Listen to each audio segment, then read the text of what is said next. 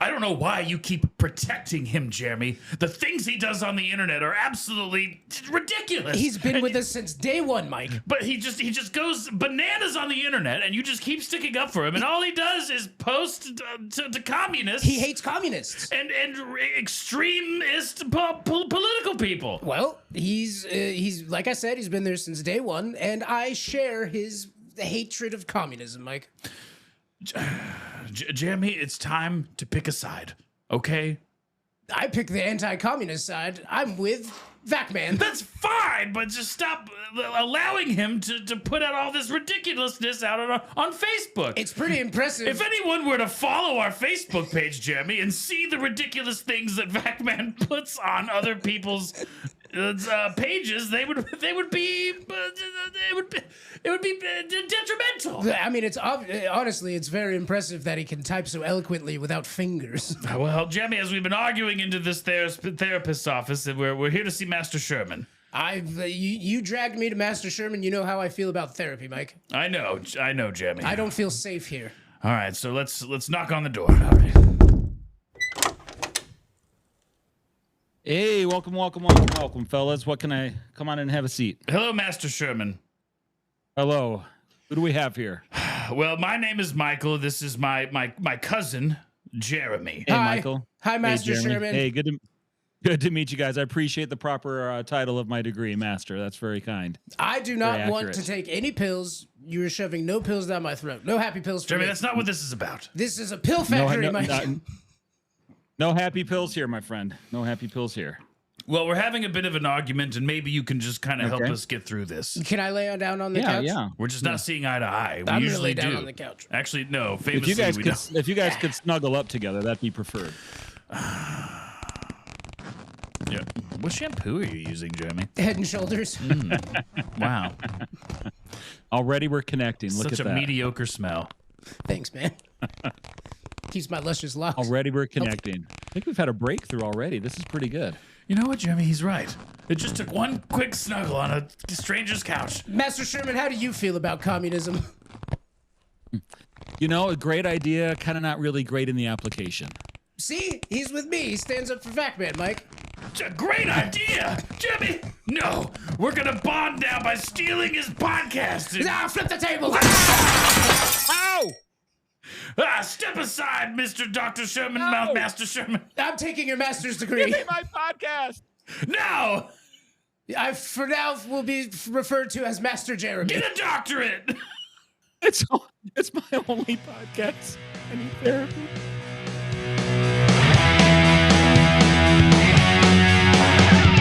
Two best buddies are talking about whatever they want. They're looking for a show to steal and treasure to haunt.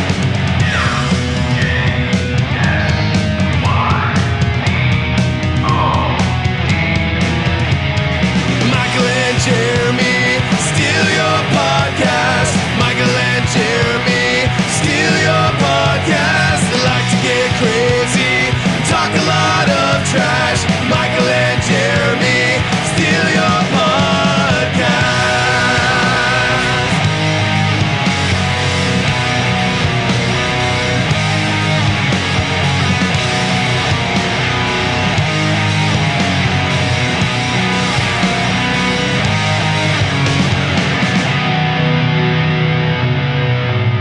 Welcome to Michael and Jeremy Steal Your Podcast. Hey, Jeremy. Hey, Mike. Hey, Master Sherman. Hey, how you fellas doing? Or would you prefer Jonathan? We'll go with Jonathan, but I appreciate, you just giving me a little ego boost there. But we can go with Jonathan. All right, Johnny boy. Would have been a little bit fancier if it was Dr. Sherman. It would be fancier, but this is the level of therapist you're getting. So, you kind of get what you pay for. No. Actually, in hindsight, it's probably better because I don't trust doctors anyways. Isn't that right, Mike? I think being a master of your craft rather than a doctor of your craft has a better, ring to it, in my opinion.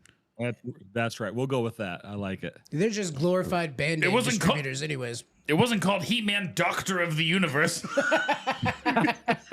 Could you imagine? He's walking around and pulls out his sword and he gets a white coat. Dang, Skippy. I'm going to use that as my future argument anytime somebody lords their doctorate over me. going to overcharge the insurance company and subsequently people who don't have insurance.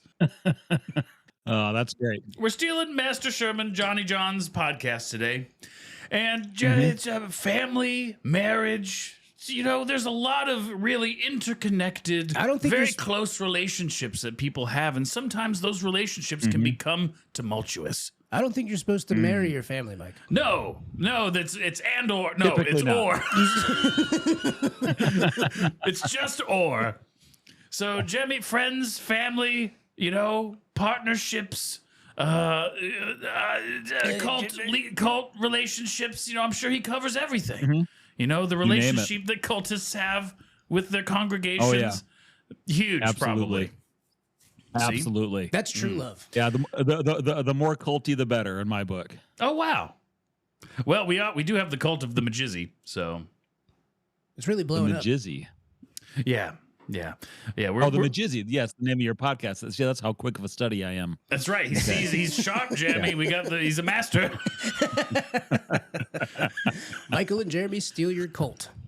That's right. I love it. So, Jeremy, all these relationships, these very tight relationships that we build with people in our lives. Sometimes I like my they get relationships tight, Mike. Very, Everyone knows that. Very tumultuous, and sometimes issues need to be resolved for fear of dismantling the relationship. Something that may not necessarily need to happen. Mike, do you have any experience with a dismantled relationship? I don't want to talk about it. All right, moving on. I feel like our listeners have gotten enough of it, and they all know what happened. I mean, they're all still waiting to hear more about that girl you were talking to. Yep. Anyway, so They'll keep waiting. so what I propose here today is there's people out there, they need advice.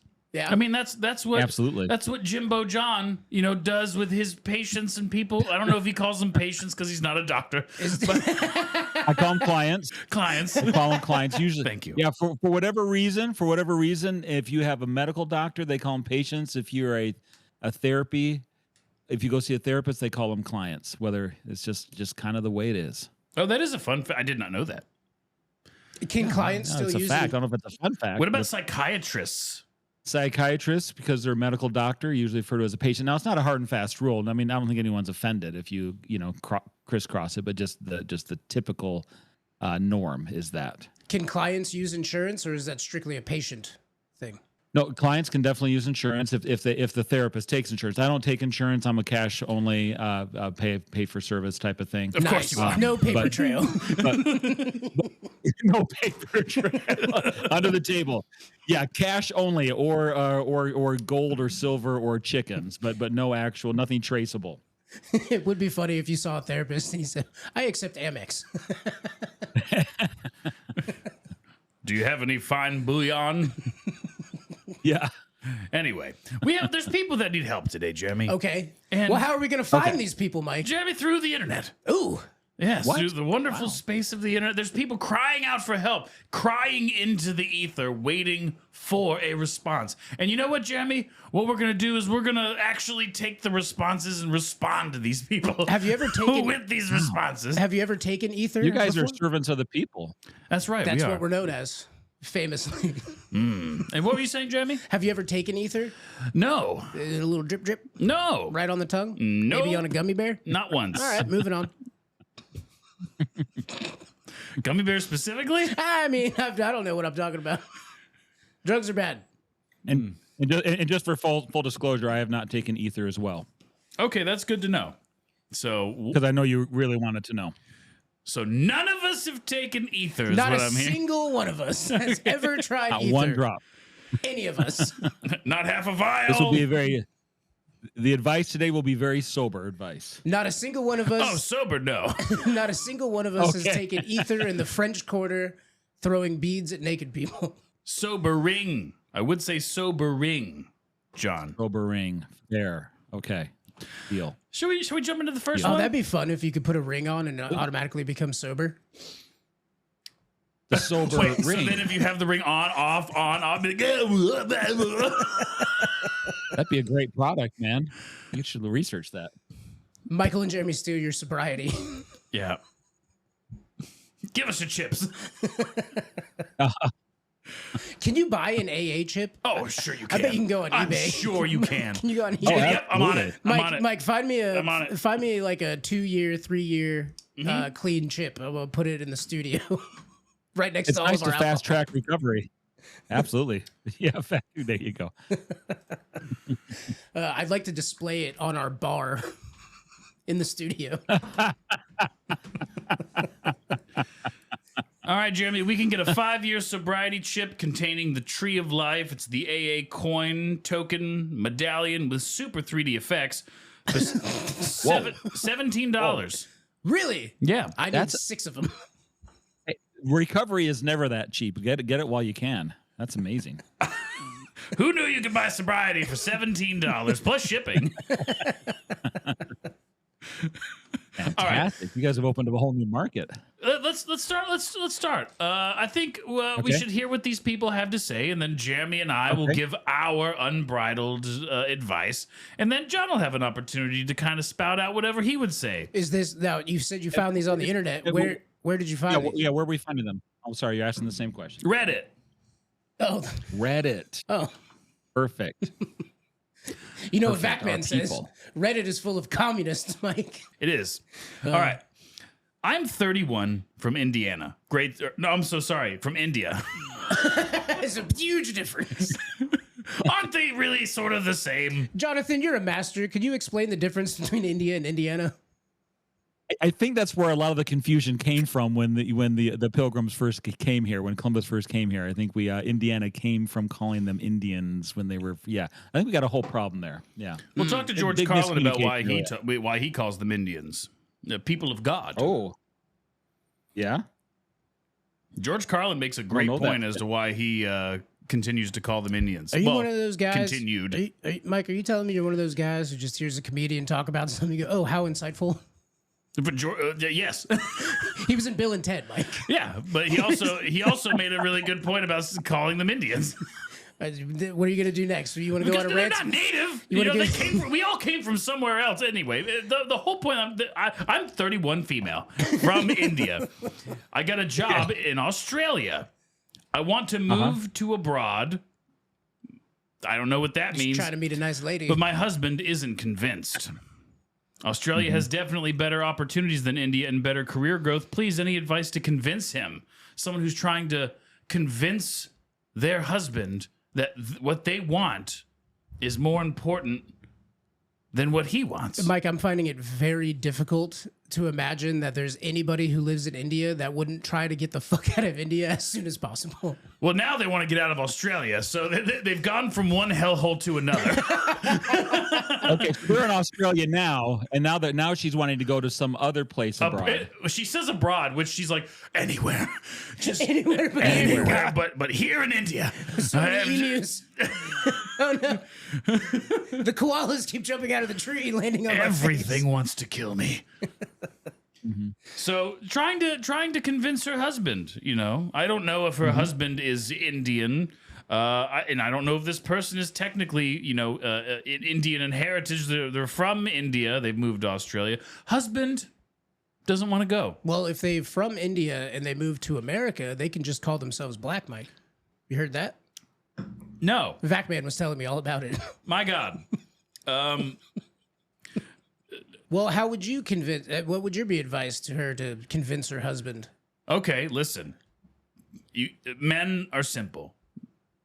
But they need to be engaged during the presentation that you need to build, right? So start with PowerPoint. Men love PowerPoints. Historically, our attention spans for PowerPoints. You're bringing a big screen into the equation. Immediately impressed. You do it topless, right? You do it topless, which shows that hey, after this, you get a reward for listening to me wanting to help you. Mike, I don't know. Or me wanting to explain to you why I want to get the fuck out of Australia. Mike, I don't know if you know this, but men are not enticed by their wives' boobs. It's other boobs. What? No, that's not true for me. Oh, you're enticed by your wife's boobs? I was when I had one. For nearly a decade. My wife pulls her boobs out. I'm like, go put on a shirt. What are you doing? There's company man. over. There's company. We're in a Waffle House.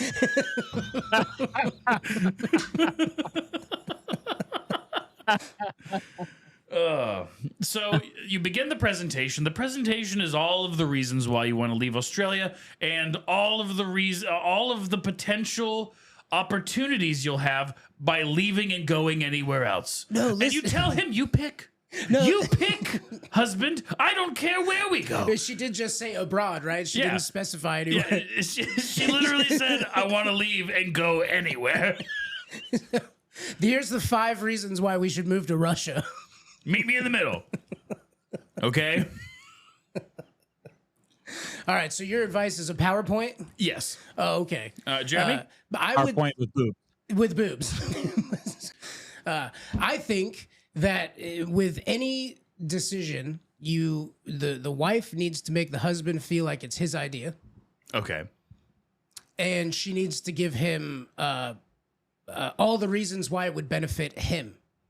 That would be my advice. Go listen. We have to move to Russia because we hate Ukraine so much. We have to help in the fight. It's a strange stand to take. Well, I mean, this is obviously this person, not us. Right? No, I would never move to Russia. I would never go to Russia. Famously, you love the Ukraine, Mike. You've loved the Ukraine since before there was ever a war. I like what's her face from that 70s show. Me, Isn't Jason Momoa from Ukraine? famous Samoan Ukrainian. Yeah, my advice is you got to make him feel like he wants to do it. Okay. That it will It's not a benefit bad him, idea. and that it would be best for I think monetary. Also, there's a lot more. A lot of opportunities. monopolies in Australia. Prices are high. There's a lot more opportunities in Pakistan. So we should move to Pakistan. India adjacent. Yeah. It's kind of like our culture, but not really. It's even meaner. You can wear all those scarves that you love. All right, so we have mine, we have Jeremy's now. Jonathan would step in. Well, what's your advice to the 31-year-old Indian female? What's their handle, Mike? Let's call them by their handle. Own branch? Own branch. Own branch. How do you spell that? Own branch. OWN branch. She owns a branch. Own branch. Okay. All right. Well, I was hoping to be able to really rip apart your guys' ideas, but you guys got some good pieces there. I really like one. I think Mike, presenting with the PowerPoint. Yes, no, I don't know, but the idea of presenting with a logical and reasoned points is really important to guys for sure. The top list, yeah, not a bad strategy, except like as Jeremy said, please not in public at the Waffle House. I think you might want to include some wings into that. Like, so you got the PowerPoint, the boobs, and the wings. Wings. Right? So you have some snack. Boom. Some snacks. You know what? On the top list thing, sorry to interrupt, Master Sherman. Please go right ahead. On the top list thing, I think we can merge our ideas together, Mike. If she gets a female from one of the countries she wants to move to abroad to be in their topless. Look at how great these foreign boobs are. Huh? Don't you want to see more of these foreign boobs? Have you ever thought about bringing her sister's boobs into the equation? No. Continue, Jonathan. For opening up the relationship. It's a possibility, but that could also be problematic. So it depends on the marriage. But then, Jeremy, with your side of it, of course, I really like what you're saying, too. This idea of the wife needs to make her husband feel like it's his idea. With the idea of really looking at, with both what you guys are saying, is how do we persuade and entice versus argue, force, and fight over the issue? And a lot of couples just gridlock. There's a lot of gridlock, stalemate issues for couples, right? Whether it's over finances, what we should spend or not spend, or are we going to move or not move, like Own Branch is concerned here. Should we have kids or not? Some of these things are black and white issues. There's a lot of things in relationships that people can compromise on, but when it comes to something like this, we either stay here or we move to another country. There's no halfway mark with that, right? So it has to be, too often people aren't strategic in their approach. And I don't want people to be manipulative, but I was going to strategic is ask you different. if there's a term like loving manipulation or something like that. So like the opposite of toxic. Yeah. It's loving. Manipulation. Exactly. I'm doing this because I love you. Yeah. Well, in a sense, there is. So years ago, I had a mom come in with her 10-year-old kid who was this really manipulative kid, and she kept referring to him as a manipulative. He's so manipulative, so manipulative, and it was such a label and so heavy, and there was such a bad dynamic between mother and son. And so I got up and I pulled out a dictionary back when we used to look into dictionaries as books, and I'd open it up and I looked at the definition of manipulation, and yes, her negative definition was in there. What did Merriam-Webster the herself tell you it was? Marion. The second definition I'll tell you. So the first one was just that nasty, negative, toxic type of manipulation, right? The second definition, though, I really liked and I read to her. And the second definition, I still remember it was the art or skillful management of a difficult situation. And I told her, I said, your son, as he grows up out of your home, he's going to have lots of difficult situations in his life. Do you want him to be able to manage them well and skillfully? And she says, of course I do. And I said, so the good news is he has the ability to manipulate. Let's now just teach him the right way. Vacman just heard the second definition and he threw his keyboard across the room. Oh, my. He's all about so there is a accountability. healthy form. Yeah, so there's definitely a healthy way. If you think about manipulation, of course, almost always has the negative connotation to it. But if you kind of play around with the word a little bit, like if an artist manipulates clay, if a guitarist manipulates the strings of a guitar, and they do it artfully or skillfully, it's a really positive outcome and stuff. So with your guys' ideas, we kind of merging them together is if we're trying to persuade, it's nothing wrong in a partnership for me to want what I want and you to want what you want. But so if I want you to do what I want, I need to try to figure out how do I persuade you to what I want, not in a way that's forceful or rude or arguing, but where I'm actually, one, not only trying to get you to what I want, but am I really truly, have I taken the time to understand your concerns too? So that I can try to maybe answer some of your objections, because some of your objections might be answerable. And if they're answerable, then maybe I can get you to come to my side. And there's nothing wrong with couples trying to do that. The concern is usually couples aren't doing it well, and they do go into the negative manipulations, or they just use blunt force anger or arguing or stonewalling, or they shut down and go into flight mode, or they just go into fight mode and stuff like that. So what I think with what you guys are offering there, I think there's some good pieces there that could go into that positive direction. So manipulation is a good thing. No, that's not what he said. I think I figured it all out. Okay. Your Manipulation is takeaway. good. That's your takeaway. I would like to say this early in the episode. So that kind of high-speed, well-articulated advice coming off the dome is something you can expect by, listening to Relate. Great! It's a great show hosted by Master Sherman Thank here. you. And I can't wait to get to more of these the concerns. I have another one pulled up here. Are Well, we so ready? isn't the manipulation, is the negative manipulation, what they call that gaslighting now, right? That's a relatively new term. Yeah, for sure. No, go ahead. Yes. No.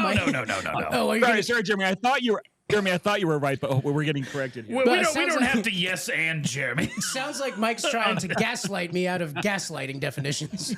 Right. Exactly. My husband and I have been together for over 8 years, Oh, Jeremy. congratulations, Mike. We've recently gotten married 2 years ago.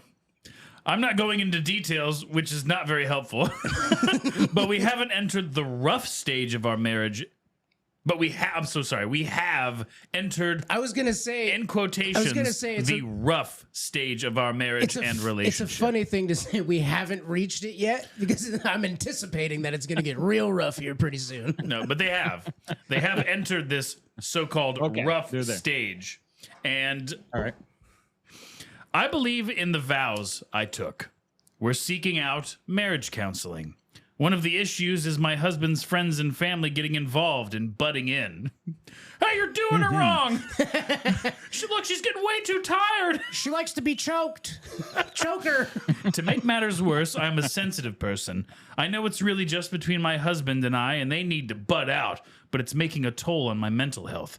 Is going through marriage counseling a sign of putting effort into something not worth it?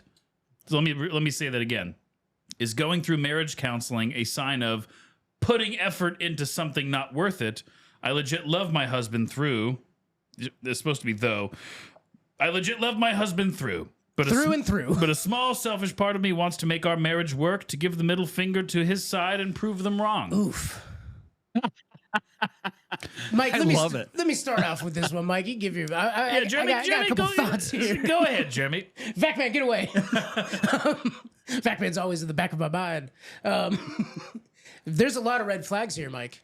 I have to just say that right off the bat. I would love to get an example of this butting in. Right. Well, so she doesn't want Let's speculate. She doesn't want his family to be involved in any of their marital spats or where they're going in life, is what it sounds like. She also says that she wants to stick to her vows without telling us what her vows are. People write their own vows. She could have vowed anything. I vow to take my husband away from his family. A lot of problems going on here, Mike. I see a lot of red flags. Oh man. It seems like she's being a little selfish, or the family is just like you hinted at, just busted in the door every time they're hanging out and just trying to tell them what to do, which is not healthy. That's a salad fork. You're not supposed to use that type of spoon. You know? Yeah. You can't leave the flag at half mast every day. Well, I know everyone dies, but you gotta pick. You can't just glorify every death. Oh man. So it sounds to me like she needs advice to what? To not have his family. What's the bigger picture here? She's sensitive, and this is a problem for her. Everybody's sensitive. That is true. I'm very sensitive. You're very sensitive. Johnny John Boy's very sensitive.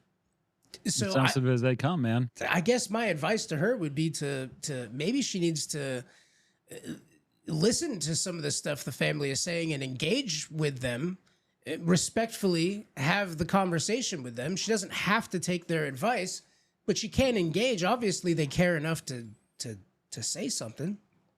You know, would you rather your husband's family doesn't care what happens with you at all? What? What did you say? I love you. I'm sorry. What? What were you thinking about? So what I was thinking about was, marriage counseling. And John, have my back on this. Please. Please, John, please help me. So, I don't care what you say, Mike. I'm just gonna have your back, just carte blanche. Well, no, I do legit want an expert opinion on this. So marriage counseling is for people who want to save their marriage. Sure. Not all the time. Is marriage counseling but also can't be for someone who doesn't want to save their marriage? I disagree. I'll give you the super helpful answer of it depends. There's so many variables. There are people who come in not sure or thinking. So let me back up. So a lot of people feel stuck between two crappy options. Crappy option one is we stay in this marriage the way that it is. We're either fighting, it's conflict, it's messy, it's yucky, we're not happy. It's Uncle Dave dead. getting drunk and barging in to tell me how to take care of my boat. Damn Uncle Dave. Again, here we go with Uncle Dave. And so that's crappy option one, and which we can't keep doing. And then there's crappy option two of then we go through the divorce, which isn't what we really signed up for when we first got married. And maybe if there's a lot of money or kids involved or all kinds of, other, friends and family, and there's a lot of things tied to it. And so divorce isn't always easy. It may be the right option, but oftentimes that's not what people necessarily want. They just don't know what else to do. And so maybe they're coming to couples counseling feeling that these are their only two options. So either we get a divorce, and so maybe they're coming to counseling to figure out, is there anything that we're missing? Is there, this may be their last ditch effort? God damn but it. even if they're maybe willing to work on the marriage, their feeling is maybe the best we're going to get is maybe we're going to patch together this crap hole of a marriage. And that's not enticing either. So they still feel stuck between two crappy options. And so what they oftentimes don't know is what I do here is help them explore option three. Option three is where we explore the great relationship, what most people want, but we never really teach anyone how to get and how to make possible. Usually we've made the happy, wonderful, great relationship this mystical unicorn that if you're just somehow magically a good enough person, if you love each other enough, it'll just work out. But we don't ever teach anybody how to do it. And so you have a lot of good people oftentimes getting together with really good intentions and maybe great attraction and good goals, but they don't know how to execute. And so they come to find out that, man, really blending two lives together is really, really, really, really tough.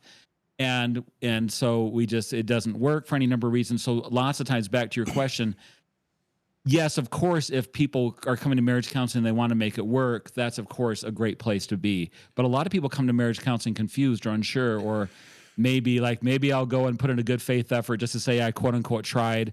Others are oftentimes in marriage counseling, there's what I call the dragger and the draggee, the one person who wanted to definitely come and try to make it work, and the other one who's just kind of reluctantly coming along. Real quick, John. And stuff. Real And quick, so- John. yeah. So what you're telling me is Yep, I have yep, a yep. very negative Google review to start writing. You have a very what? I have a very negative Google review that I need to start writing about one specific marriage counselor. May very well be. May very well be. I'll tell you, Mike, one thing I ask people when I first meet with them is I ask about their previous counseling, if they did previous marriage counseling, if what they liked or didn't like. And for honestly, if they had a really good marriage counselor, they're probably not coming to me. They're probably going to keep working with that good marriage counselor. So 9 times out of 10, if they had previous marriage counseling, it wasn't a good experience. And I'll ask them why. And one of the reasons is they don't necessarily work with one who's either very skilled or doesn't have a lot of training in actual couples dynamics, which are super tricky. And the therapy models for couples counseling are very different from the regular models for regular individual counseling. And oftentimes you have a neutral therapist who's just kind of acting like, as one client told me, she said it feels like he's kind of a nice guy, but I didn't really feel like he helped us much. He kind of felt like we just had an audience member to our problems. We just sit there and fight and sit there and eat popcorn and This watch motherfucker the show. was like, do Yeah. you want to save your marriage? And she's like, I don't know. And he's like, well, then I can't help you. There's nothing. now that there's is- nothing. There's nothing Yes. I can do for you. Mike, I knew this was Yeah. gonna go down this rabbit hole. I don't. You're just- I don't no. know. Yep. Sorry. Sounds like Okay, you're Mike. done. So here we go. I got this for you to back you up on this one. So my credentials: I'm a licensed marriage and family therapist, LMFT. That kind of therapist is also an LMFT, a lousy mother effing therapist, because that is crappy advice. Mike, That is crappy advice. Well, Mike, when it Because was all great. that therapist doesn't know what's possible to be done. Because there's a lot of people who come in, they don't want to work on it because they don't know what's possible. Now, I don't think every marriage should work. I don't think all divorces are bad, but most people don't know what's possible. And it's my job to give people, hey, you don't have to do option 3, but you should at least know what your options are. So you already know what option 1 is. You already know what you're staring at down the gun barrel with option 2.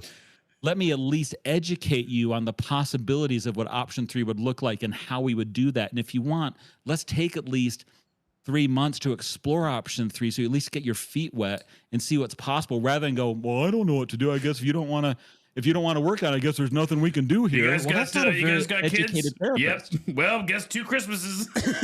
hey, good for the kid, right? Break up. Go ahead. Yeah, kids love that. You know what? Yeah. I suggest that you start dating another man right away. Mike, I think a big thing, and I'm sorry that I wasn't there for you when all this happened and went down with you and this marriage counselor. I don't think I'm any type of sage or anything.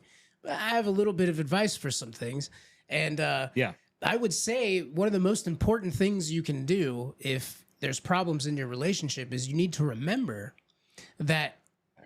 So with my wife, she cares about me first.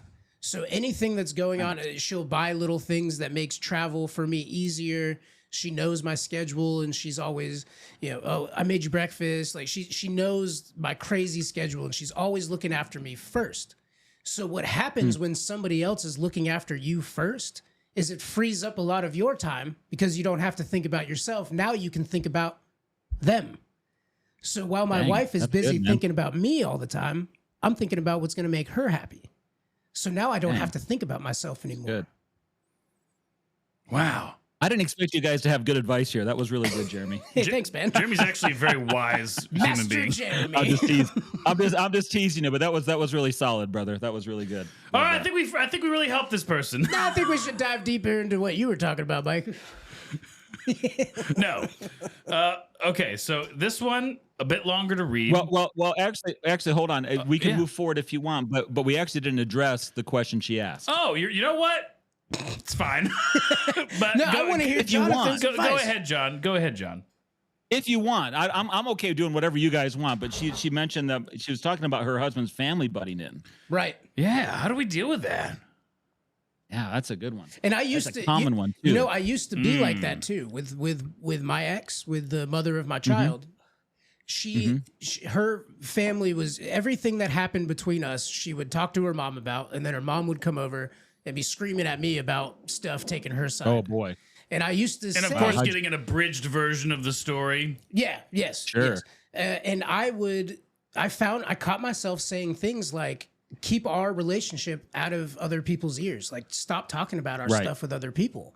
Now, as I've gotten older, I've realized that that was the wrong thing to think. I was in the wrong mindset with that. I didn't like what was happening, but she loved her mom. And she talked to her mom about everything that was happening, and she has every right to do that.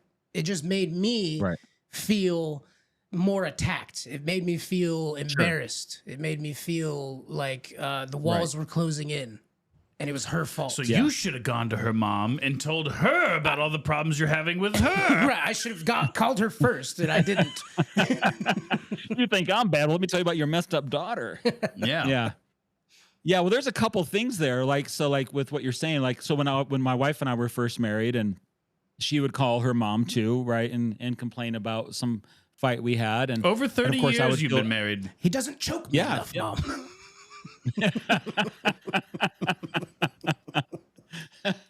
And she would, of course, I would feel hurt and betrayed, and like, of course, now I'm going to be misrepresented, and because still to this day, my wife, when she's like tells a story about something we were talking about, when she shares it with friends or something, she'll say very rationally, and then I said this, then I said this, and then I made this point, and then John goes doop doop doop doop doop. I don't sound like that. I have a master's degree. Yeah, I have a little smarts here, but anyway, so I told her, I said, and of course, then her mother-in-law is going to treat me, look at me weird, I figured, and all that stuff. But so I told her my concerns there, and we argued about it a little bit. But then she said, okay, fair enough. But she said, you need to also know that while I'm venting to my mom and she's listening to me, she also says, I know, honey, that's really hard, but you need to be nice to John. He's a really good guy. And so I realized in that moment, I would go, oh, she's got my back. And then my mother-in-law never treated me weird afterwards. She didn't come like you said, Jeremy, she didn't come at me, oh, I can't believe you're doing this to my daughter type of thing. So she was, what I didn't know these rules that I'm going to share till later on, but now what I teach my couples is that we do need to be able to share with some people, but most people are biased. And so we need to decide together as a couple, when we're sharing with third parties, are these third parties mutually agreed upon and marriage safe third parties? So with my mother-in-law, I realized, okay, now that I understand, I can agree that it's okay that you share things with her about our marriage because she's going to be marriage safe. For me as a therapist, I'm a professional who's a mutually agreed upon third party who's marriage safe. But a lot of family and friends, they are biased, and that's not necessarily a bad thing because the world is filled with 8 billion people who don't know us or care about us. It's nice to have a few people who are on our side. The problem is not a lot of family and friends can do that well. And so we need to kind of, as a couple, say, hey, I know you need to talk to people. It's okay to have people outside of us, but we need to make sure they're really going to be for us, not just for you. Oh, FUBU. FUBU. For us, by us. FUBU. Whatever happened to FUBU clothes? Damien, he's a shark. I don't know. Oh, Shark Tank. Oh, is he the one who made? Is he the one who made the FUBU? I knew he made T-shirts, but I didn't know that was his brand. Yeah, he's FUBU. is he? For us, by us. For us, by now us. I know. That white lady on I Shark learned. Tank? Yeah, Barbara. Wow. she sells clothing to black people. Smart. I think we helped. Yeah. I think we did it. Well, so what basically, Jonathan, if I could wrap this up, what you were saying is Yes, sir. make sure that their family has your back. Right. And if they don't, like, then the other thing too is if parents or family are butting in too much, which they can do, not everybody has good boundaries. I always encourage the couple, make sure you have really good boundaries with each other, that if your parent is saying something to you about what your marriage should be doing, you say, oh, thanks, Mom. Thanks, Dad, for that concern. However, we'll manage it. Don't really take that advice too far in. Don't take it personal. Don't make it personal. But also, when you're receiving it from your parent about your spouse, your job is to defend your spouse. You don't have to get all argumentative, but it's kind of like partner needs to know that you got their back, right? You can respectfully listen to the family's advice without driving a wedge between your partner and their family. It just occurred to me. Right on. Oh. They moved from India, so she probably moved with like 8 family members into a house. into Australia is probably what happened. He's like, look, I can barely afford people. They're always butting in because there's 3 of us to a room. I can barely afford Australia. Where do you want to go? All right. I love the other thing this woman said. She said, besides wanting to work on the marriage because she loves her husband, which is a high level motivator, she also has a low level motivator of I just want to prove them wrong, which I kind of like. I don't mind a little petty revenge, and with a positive outcome. No, you don't understand. I just motivates want to them. fucking give it to your family, rub it in their face. Look at how great our relationship is. We're happily married. We're happily married. Vengeance saved us. You eavesdropping, gossiping pieces of shit. Look at how happy we are. Right. And it sucked because your last name was Patel and my last name was Patel before we even got married. Everyone thinks we're family. Everyone thinks Dudes, I'm I your lost sister. it. Why do your teeth look like that? What? I was going back to last week's episode. Oh, okay. All right. I want to go into this next one. Okay. First year of marriage difficulties. This is from Negotiation Connect 71 on Reddit. On the thread of Ask Women Over 40. That's us. I got married a year ago when I was 40. Mm-hmm. I bought two. Nope, I brought 2 kids to this relationship. I bought 2 kids. This guy in Australia was selling his kids. I don't know. His wife wanted to move. I brought 2 kids to this relationship. In the year, I had my first and only seizure. My mom died. My aunt and uncle died. I became the sole responsible party for my dad, who is in assisted living, and I am the breadwinner to a stay-at-home husband. I also think I'm in perimenopause, but keep getting pushed off because I'm in grief and too young. And I'm a black hole of negativity. My work has reshuffled where I have less resources, higher quota, and no raise, but my peers are given less quota and more resources. My manager let me know I'm insanely negative, although my coworkers love me and my reps go out of their way to work with me. My husband is mad because he just learned that when I travel, I eat with my engineer who traveled with me. Different people, but always men when I'm out of town. I broke down about how sad I am and how much pressure I have on me. Seemed okay, but then the argument cycle turned into, you don't have a busy week. You should go to the gym with me 3 times. Mike, I have the mental capacity to go. Mike, I'm tired of listening to this girl talk. I don't even care to go. And then she says, I'll just be fat. This the self-aggrandizing that's going on here in this Reddit post. Well, she's very depressed, and it shows. I'm so great. Everyone loves me. My husband hates that I'm fucking the engineer. Tell me it gets better because I refused to book a counseling appointment. Yet another thing on my plate. Yeah, so that's where we're at. Yeah? How do you feel about that, Mike?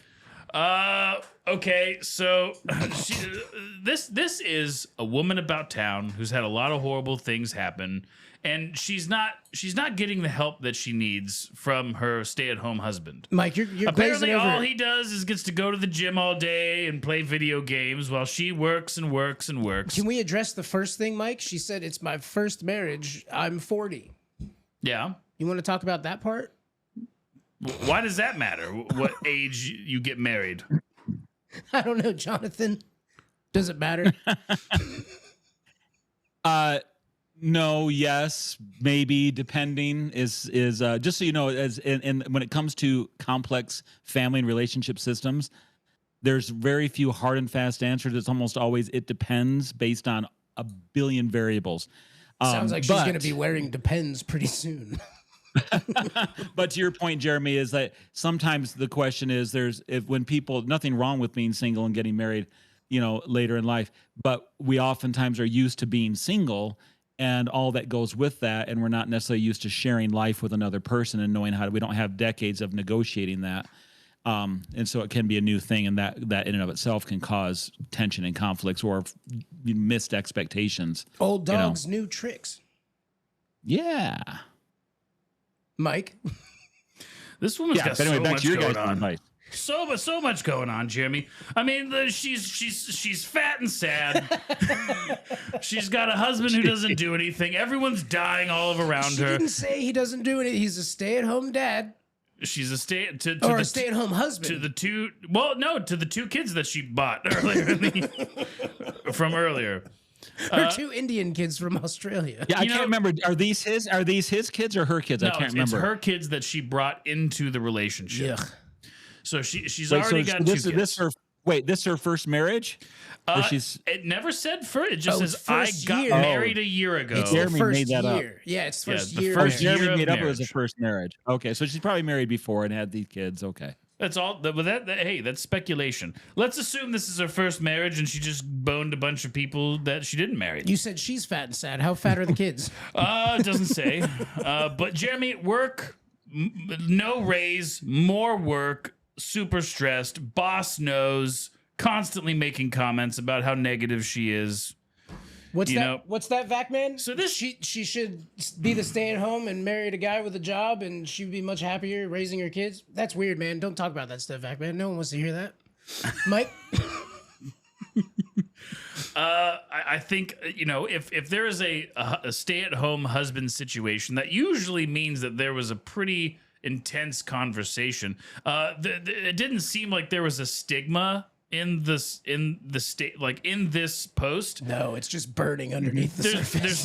There's no stigma about him staying at home. But yeah, I think it very well could be that it stings a bit that she's so stressed, and this is a cry for literally. This post is a cry for help. This woman feels like she's got the weight of the world on her shoulders. Wait a minute. Weight of the world on her shoulders. Stay-at-home husband. She's the sole one responsible for the Yeah, dad. she's experiencing what all men It experience. sounds like she just travels and her husband takes care of her dad. No, she's the sole responsible party for her dad, who's in assisted living. Technically, it's the nurses at the assisted living place that look after her dad. She just pays the bill. My dad's being raised by Jamaicans. Who really hate it there.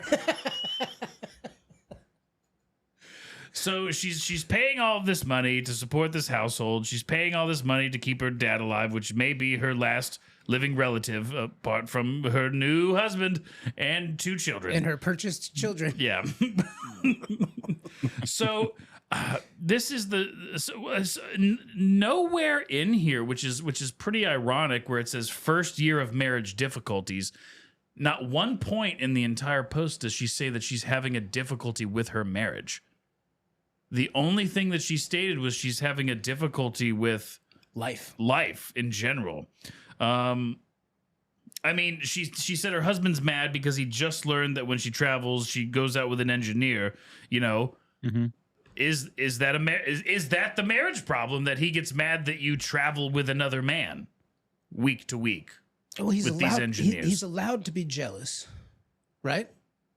Well, I travel every week. Yeah, you do. My wife has nightmares of me cheating. She, if I call her and I'm sitting at an airport bar and she can hear the bartender lady talking to me, she gets a little jealous. But at the end of the day, I'm not cheating on my wife. I love my wife, and I just show her that I love her. So the jealousy is allowed. She's allowed to be jealous. Yeah. It can't go much further than that.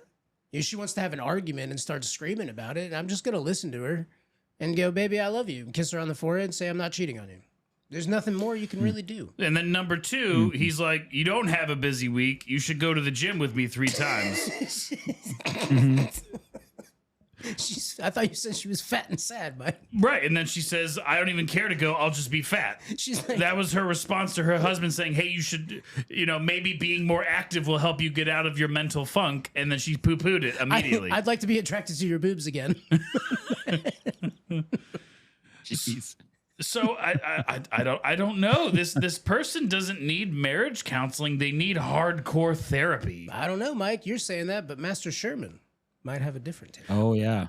I might have a different take. You're very perceptive. All right, go ahead.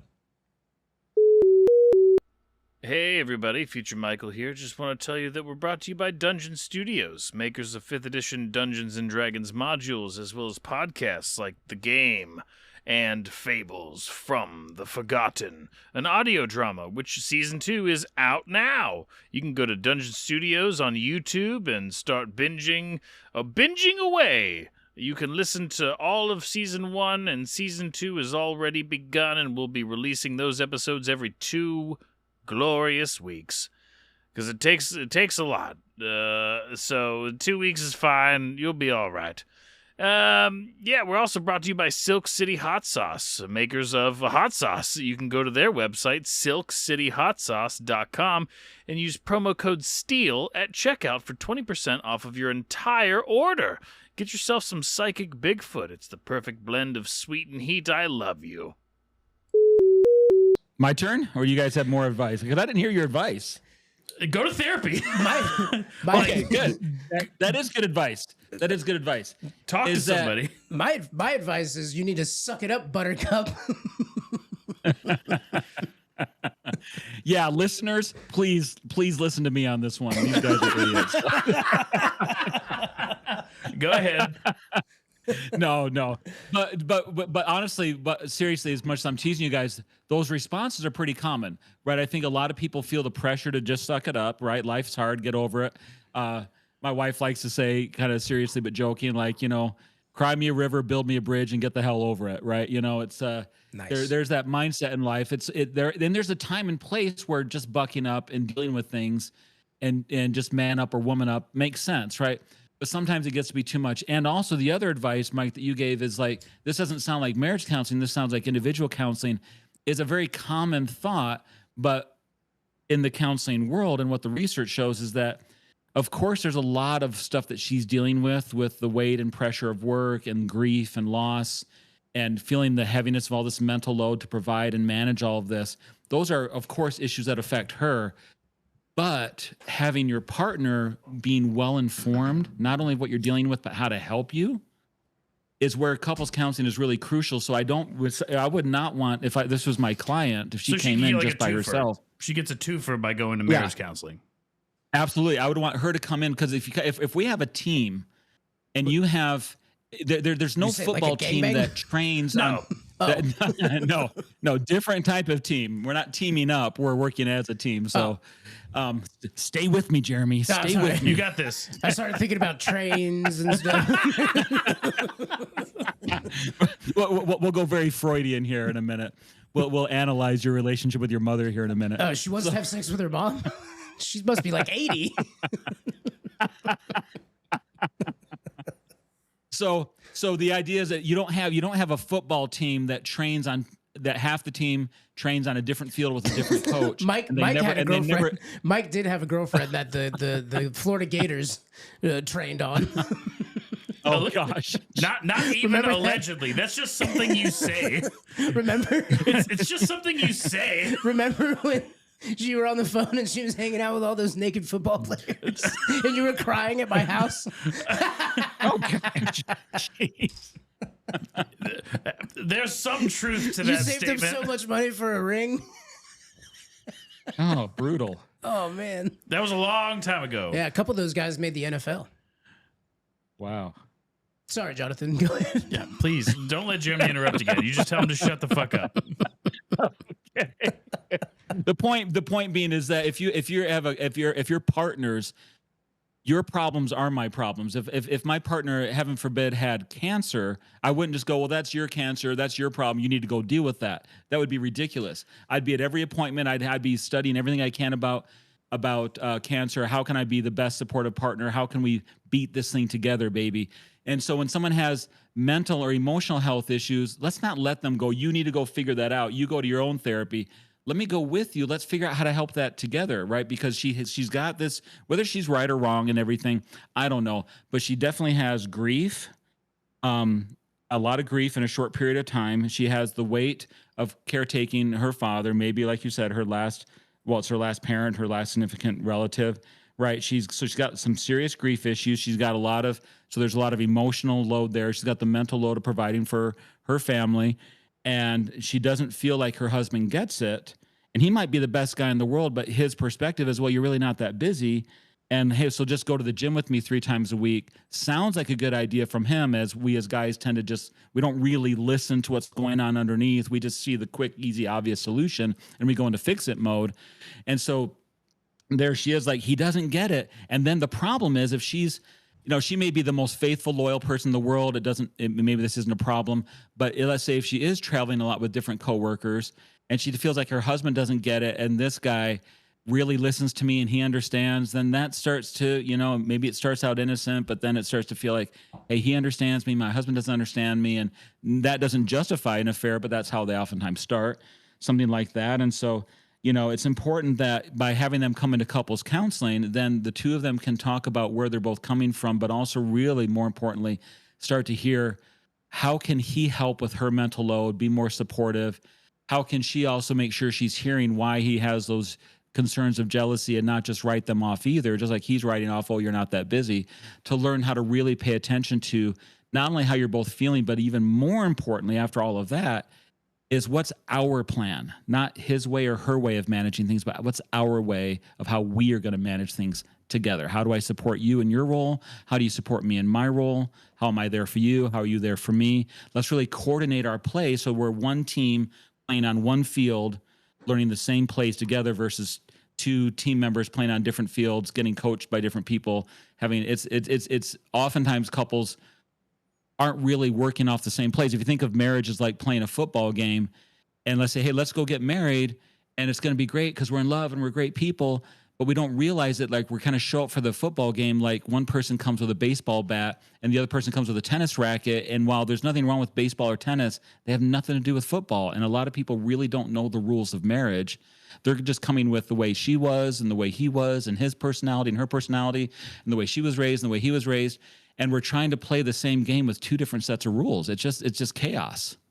And so even if one person is dealing with the majority of, quote unquote, the problems, your problems are my problems. We work on this together. I figure out how to support you. I don't just go, oh, in football, oh, you dropped the ball. Well, there you go. Clumsy. No, it's like, you dropped the ball, I'm on it. So what you're saying is that the stay-at-home husband should start a sexual relationship with the engineer she travels with. That's exactly right. You got it. Nailed it. You got it. I didn't say directly, but you read between the lines. All right, so this is an man. interesting one. We've given some advice, and there's an update to the post. Oh, there's an update that just happened. Now that we have given our advice, we get a little bit of update. Okay. Okay. Excellent. See if we hit or miss. Okay. Excellent. A few questions that come up are for this post often are, why doesn't he work? I'm a very lucky person and have climbed the corporate. Man's very busy online. I'm a very lucky person and have climbed the corporate ladder to making $330K per year. I travel almost weekly, and when we got married, my kids weren't old enough to get around without a driver. So we discussed, and he would stay home, change careers. He hated sales, and help with getting my kids to school, activities, etc. Sure. That worked most of the time until my mom died, and I didn't travel for 6 months. Now I'm back to the road weekly. So she makes enough money for a companion pass. He should just fly with her. They should hang out. With the the 2 children. kids. Yeah, they can drive themselves around now. No, they can't. Now they can. You don't even know that. You said it in the update. This was 9 months ago. Yeah, they had an agreement. He stayed at home because the kids couldn't drive around. They needed someone to drive them around. They're in a different place now. 9 months later? Give the kids up for adoption. That is an answer. I have this very scary fantasy, just so you guys know, as I've been listening to you guys, and it's not those weird kinky ones, but just this fantasy of me doing therapy with my couples, with you guys having 2 chairs right next to me, butting in every moment with your advice and commentary. And I'm both intrigued and terrified by what might happen there. Have you tried a spiritual journey with peyote? If you guys should just microdose Molly. You guys should watch porn together.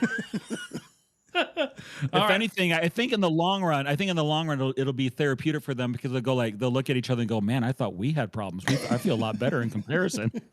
All right. Just give them a very bad example on a way to live. Right. Exactly. It could be worse, guys. Look at these guys. That's right.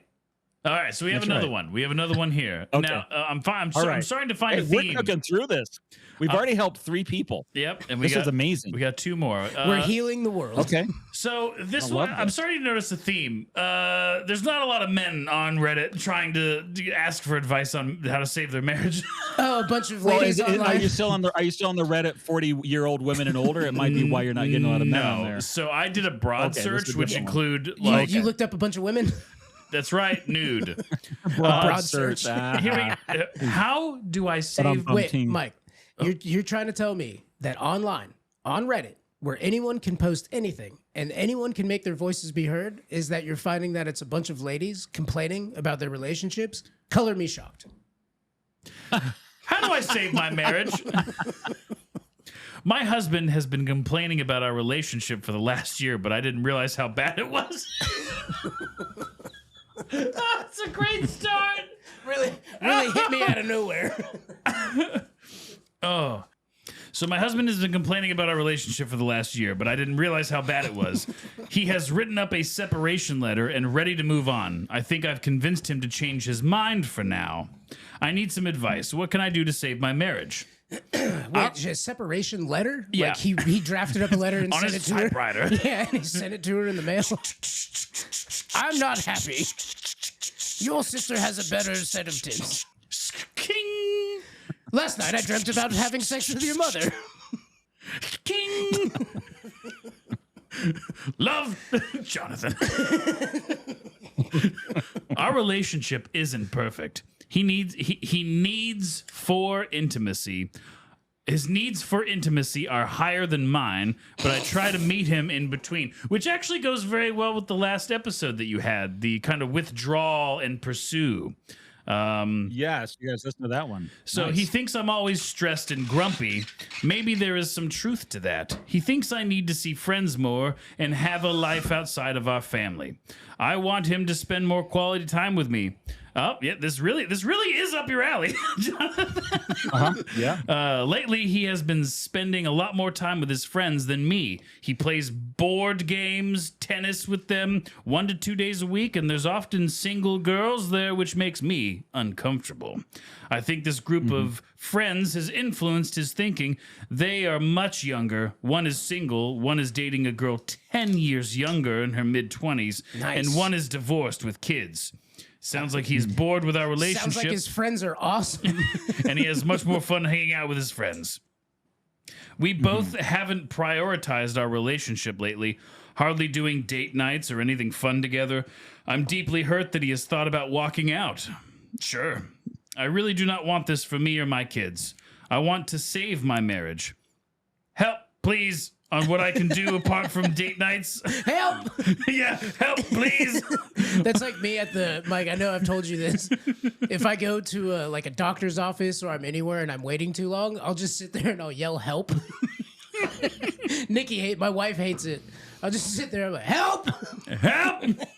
I promise you, every time someone comes over. So what can she do apart from date nights? And how do I proceed trying to save my marriage whilst I feel betrayed and a tad resentful? He has thought about this. Has she thought about going to the gym 3 times a week? He has also spoken to his friends about his plans for separation. Context, which is great at the end. This has been great at the beginning. Context: mid-30s. We have two kids, 3 and 5. I work full time, and honestly, I'm exhausted at the end of the day / week. A couple of months ago, we have discussed me reducing my hours to help manage stress better. We have also tried couples therapy a few times before he raised the question of separation. I'd say this kind of sounds a little rare to me. Now, I'm not in the field like Jonathan is, but usually it's the wife that's looking for a separation. Something's going on in this guy's head. All right, so this guy sounds like he's pretty donezo. Sounds like he's pretty dope. He works out. He plays tennis. He's got friends. He's prioritizing literally anything else other than his wife and in this family that they've built together. Well, she says it's date nights and stuff. She Well- doesn't say anything about him neglecting the kids. Well, she's trying to find out how to save the marriage, and the only thing that she can think of is to try and spend quality time, right? With her sister and her husband. No, Oh, sorry. I saw your face. I thought you were going there. it's not anywhere close to where I was going. So, I mean, he's going out. He's hanging out with his friends, doing games, not inviting her. I mean, she's working a lot, so I don't know how often he's working, but she's doing what she can. They have these 2 kids together. He's playing Call of Duty. Hey, Jeff, where's your bitch wife? Have you ever thought about dating a 20-year-old?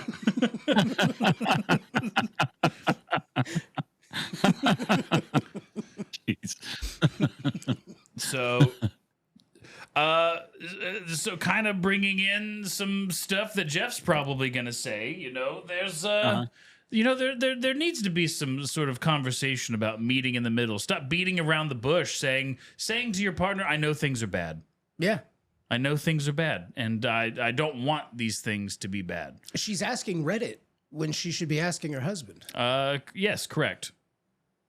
What am I doing? Why do you hate me so much? And we don't know if she's withdrawing from physicality during this whole thing, and that's kind of what he's pursuing. And sex is overrated. okay, Sex is super overrated. It's very common for men to want it. Yeah, but in a relationship, once you're in a long relationship, like the sex is more fun when it's a spontaneous, loving embrace instead of like, hey, it's Tuesday, I'm a horny man. It kind of goes away. Well, they have a 3-year-old and a 5-year-old kid. If we had to say that they were maybe together for, I don't know, a few years, say 4 years, I mean, this could very well just be like a 10-year marriage. They have 2 kids, 3 and 5. They've known each other for 6 months.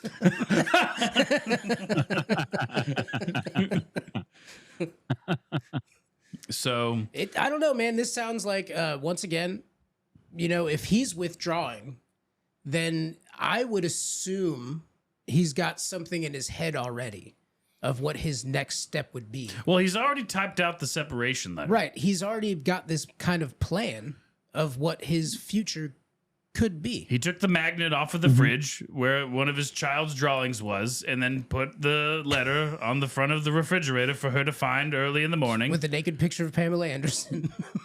What? Great rack. Small butt, though. That was cool back in the day. Go to the gym. So, yeah, it's Jonathan.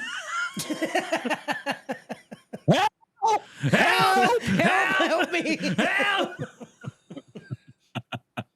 Use Jeremy's method. Prioritizing help. That was a great Yeah, callback. people. Yeah, thank you. It's all about the callback. Yeah, it's we often as we start, you think about how a lot of relationships start. We're interesting to each other. We're probably interesting to each other because one, we don't know each other, and because we don't know each other, we're already living our own interesting life. What happens is a lot of times when people get together, they stop doing some of the things that used to make them interesting, and they start putting their focus, of course, understandably, into the marriage, into the kids, which is our good focus, but also into careers, into jobs, house responsibilities, kid responsibilities, and managing bills and all that type of stuff. And those things are high priority items. They all end up creeping in either into what makes us interesting as a couple or what made me interesting as a person and stuff. And so we kind of end up getting bland without intending to. I kind of think about it's like we pursue and hunt each other in our dating, in our courtship role. We prioritize each other.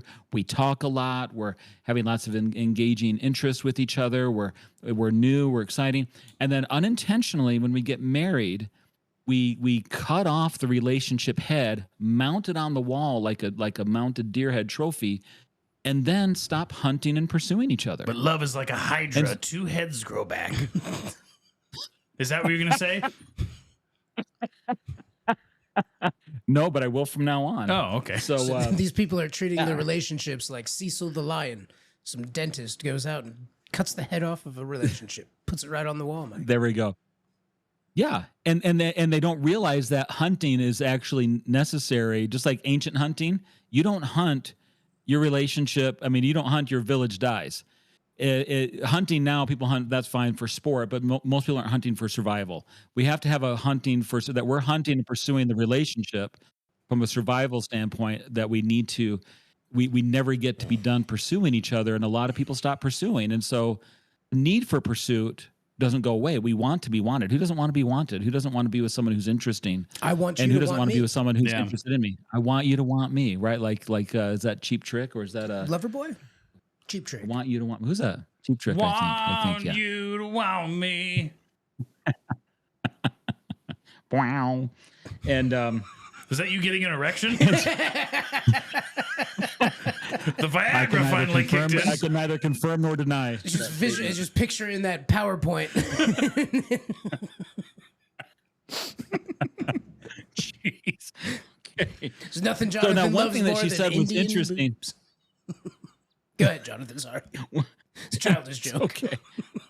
That's all right. That's all right. Well, have there been mature adults? I mean, mature jokes, or they've all been childish jokes? But no. So This is not a one thing that she child-safe said. show, And Jonathan. we don't make fun of the elderly. Children are not allowed to listen to this show, Jonathan. No, you clearly don't. So she said one thing she said in there. She said, "Is there any advice that people could give besides dating, besides date nights?" And interestingly enough, that's part of the problem is that they're worried that they're not prioritizing, and she's thinking she needs a bigger answer than date nights. And yes, she does. There's bigger answers than date nights. Yet at the same time, when I ask couples, usually in the first session or two, when I ask them, "When's the last time you guys went on a date night?" 9 times out of 10, it's deers looking like not deers. I'm sorry, but just kind of looking off into the distance, like going, "I don't know. It's been months, and some it's been years." And I'm like, that's a problem. When they were dating all the time. They were prioritizing all the time. And so when people are looking for something bigger to prioritize, we have to go back to basics. Dating isn't something that we do just to find each other. Dating is not just a nice thing to do, which it is. It's not just a fun thing to do, which it is. It's not just for enhancement and romance, which it also is. It's a maintenance routine. And maintenance routine doesn't sound romantic. But I'll tell you, nothing self-maintains in life. Your cars don't self-fill up with gas, lawns don't self-mow, toilets don't self-clean, and relationships don't self-prioritize. And when we don't have our relationship in our calendar as a priority and everything else is, well, guess what? We're going to feel low priority. And so date night isn't necessarily the answer, but it is one of the important answers where we don't fit. A lot of people say to me, well, we just don't have the time, or it's hard to find a sitter, or we don't have a lot of money, or things like that. Those are understandable barriers and logistical things to figure out, but literally everything that's in your calendar right now, you've already solved for all of those barriers. And so when we say that we can solve for those barriers for everything else, but not us, that will fit in a date night if we can. A lot of people said to Kara and I, because we go on at least one date a week, sometimes two. People say, "Oh my gosh, I wish we had time for that," or "I wish we could find time." I'm like, my wife is like, "There's no finding time. We don't have extra time. Our lives are super busy, but our marriage is more important. There's no lucky relationship.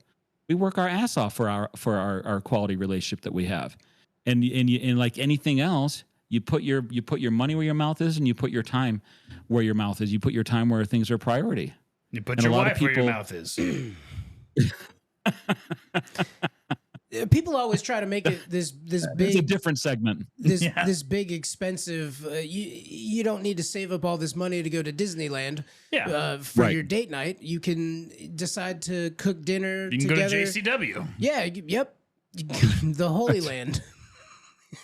Right. No, you're right. You can just cook dinner at home. You can go for a walk. You can go do a little picnic at the park. It can be a free date, a cheap date. It can be expensive. It can be romantic. It can be, you know what? When I put so much energy into getting my couples to not just go on dates, but I tell them that it has to be weekly, non-optional, and it has to be a zero issue or problem talk zone. We're not bringing up issues. We're just spending time with each other, reconnecting, learning how to talk again, learning how to have fun again. And I don't care if it's a big romantic gesture or if it's just a basic thing that you guys enjoy doing. But getting them into this idea that we prioritize taking care of us, and that includes not just quality time, but it also includes quantity time. We have to have both. We can't just fit in some quality time moments and think that's going to take care of everything when we're as like some last ditch effort or some patch job. You know, so Write a poem. So I juggle this very You difficult, juggle? I juggle this very difficult lifestyle. Oh, I thought you were just bragging how you know how to juggle. I can juggle, but we don't need to get into that. I was a barker back in the day. But, what do they call them, Mike? What are the street performers? Mimes. No, not mimes. We hate mimes just as much as we hate communism. What is? They're not barkers. They buskers. Oh, buskers. Yes, buskers. I juggle this lifestyle where I'm gone 48 weeks out of the year, Monday through Friday. I am not Holy here. cow. My wife, I travel all over the place, and What do you do? I'm an asset management. He's a roof master. I'm a roof master.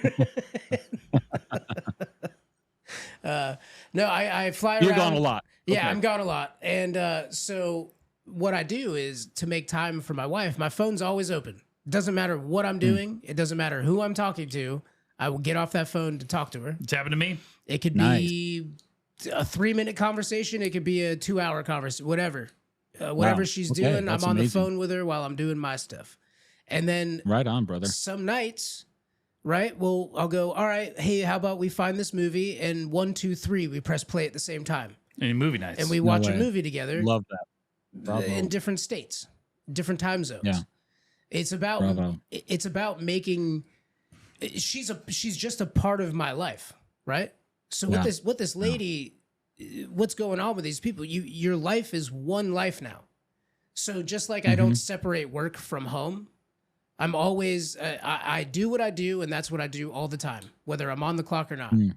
And my wife is a part of my life. No matter, there's no on the clock with my wife. She's just my wife, and she's the That's a other good one. part of my life. So if you're having these troubles, that means that there's some kind of separation going on. Yeah. Where no, that's solid. you got my time and your time, and I wish we had more us time. There should be no us time. All time is us time. Every minute of every day is us time. There is no me without you. Yeah. Preach.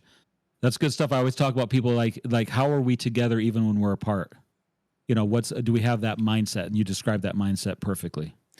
Jeremy's very wise, as I've said. I'm just a fucking roofer. Dude. Yeah, you're not kidding. So He hides it sometimes with some really well-crafted dumbassery, but then underneath that is like this well of wisdom that keeps coming up. I'm really impressed. I've never read a single book. That's not true. He's actually very, very well read.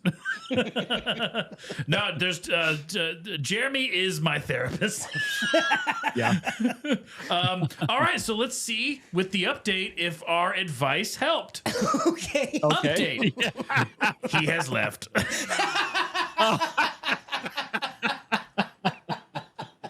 Well, that's because they didn't get our advice.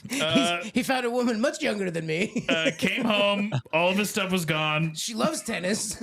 We've had some good conversations, but he's gone. Despite our issues, I am shocked he is walking out on his young family. She makes $330,000. This is a different lady. Whatever. They're all the same. This is our last one. This is All our right, last one. We'll wrap it up with this big last one. I honestly don't know what to do. I'm tired of asking advice in Christian or gender neutral subs. What? I get all my advice from gender neutral subs. I saved the best for last.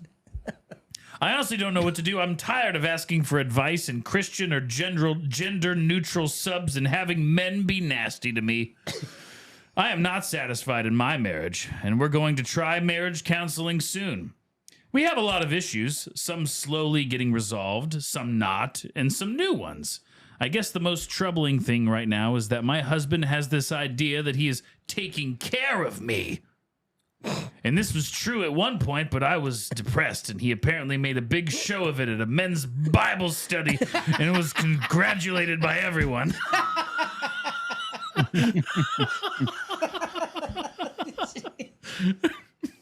Airing out all my business. I'm a great husband. I take care of my wife. That son of a bitch. How dare you tell your Bible friends about this? But I don't know where he's getting this from now. I'm not depressed anymore, and I'm paying all the bills and paid for our food even today. I'm fine. Everything's fine.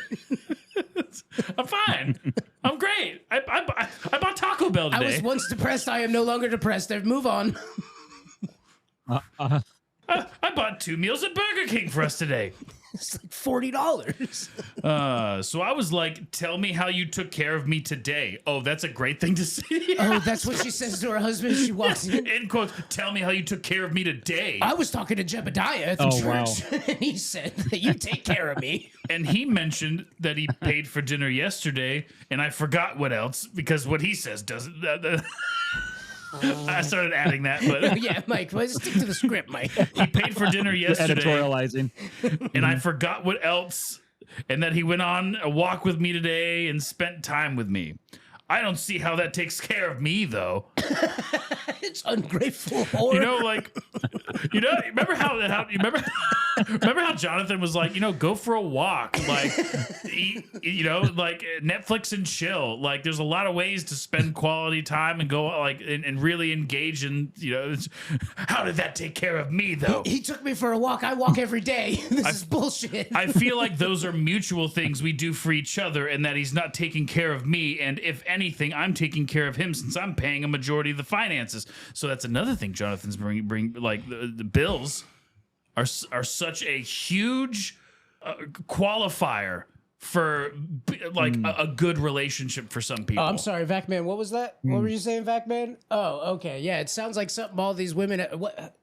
Yeah, Vacman says that all these women have something in common. They're all the bread winners. You think there might be something wrong with that? Mike? Think might that have something to do with happiness? I don't know. Vacman keeps talking about it. I don't know.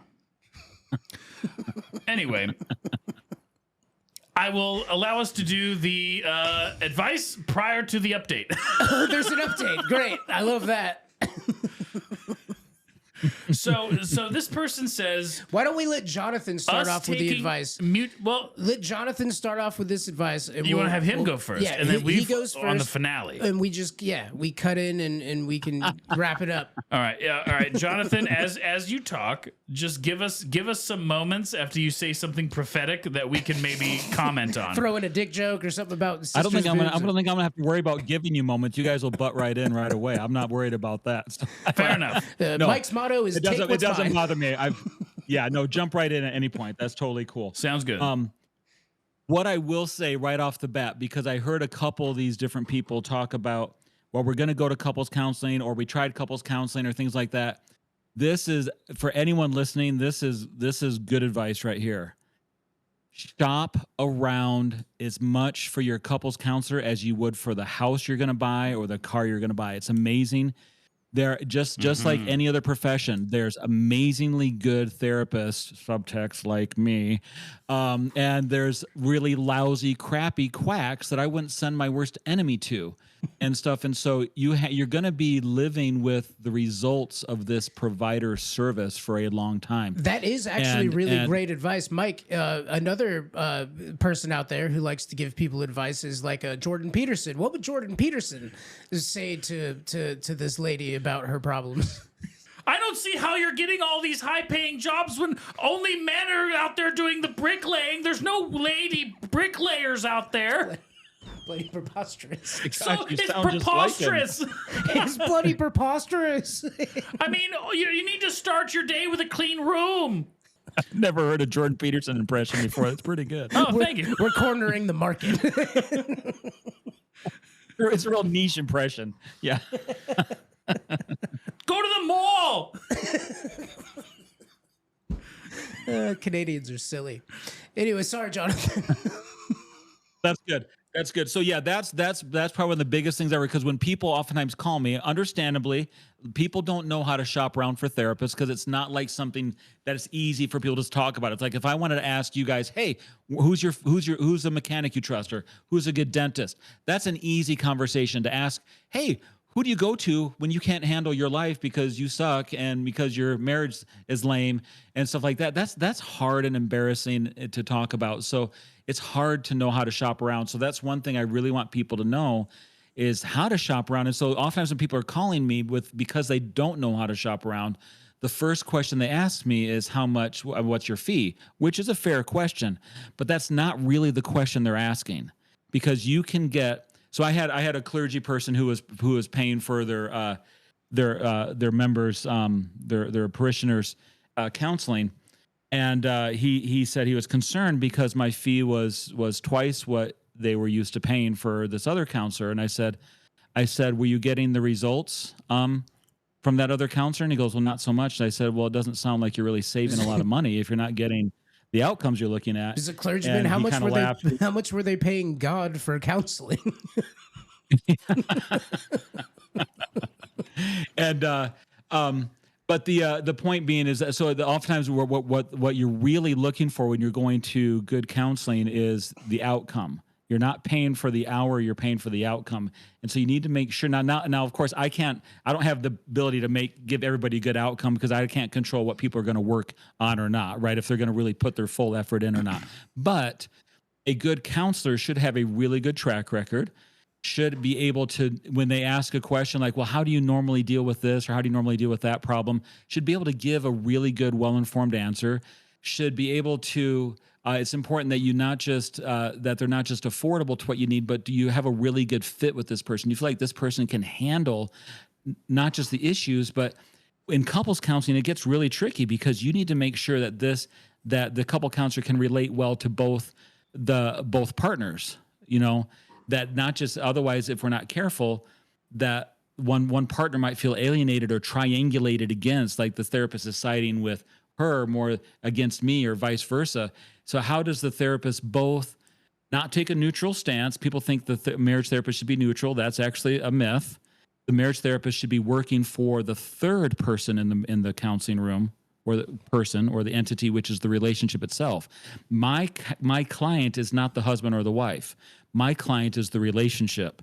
The relationship needs to function certain ways, like a car mechanic. The car is the relationship is the car, and the car needs certain things regardless of any of our opinions. Ain't got no gas in it. Ain't got no gas. And a lot of people try to over customize the relationship, thinking, well, I think it should be this way, I think it should be that way. And I'm like, it's okay to have your opinions and your preferences, but we don't get to make gas an option. If there's no gas in the car, I don't care what kind of car you're driving, that you have to have a fuel source. You have to have the motor, you have to have the wheels. And lots of times people are like just trying to you got to have that in there too.